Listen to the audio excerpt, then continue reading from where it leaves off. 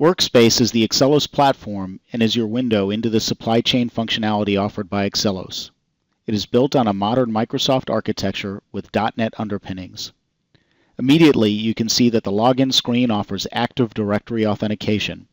The IT department can make it so that only server-authenticated logins are allowed access to the software.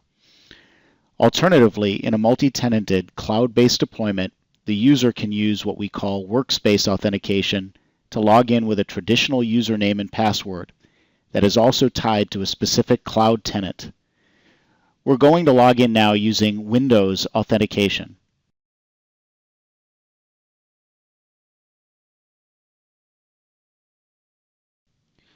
Every user is logged into their specific role inside of Workspace.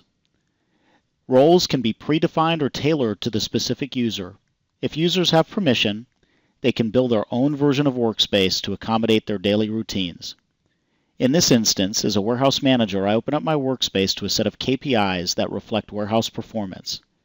It's up to the IT department to determine which role is assigned to a user, which in turn delivers very granular permissions to the data.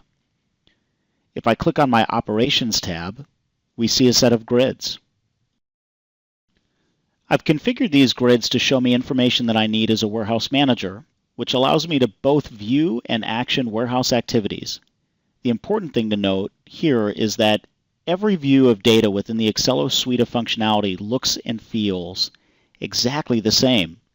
Users intuitively know how to navigate screens. On the left-hand side of the screen, you'll notice a search panel. These panels are a common user experience across the suite. I can filter on any relevant data in the application by entering it into a field. In addition, any of the data elements can be operated against with simple criteria. In this case, we're looking at a screen called Inventory Workcenter. This specific screen shows the status of inventory in the warehouse. We will filter this grid by a specific product to show all items in inventory, their quantity, and locations. We can then save this filter for future reference as a template. We'll come back to this later. Along the top of the Inventory Workcenter, you'll notice a few tabs that add detail to the information that you're looking at. Along the side, you'll notice pop-out windows that show even more detail. In fact, any of these details can be presented the way the user wants, simply by dragging the detail onto the screen the way that it's desired.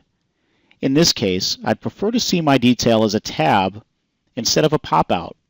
Once again, this kind of screen personalization is available to all users.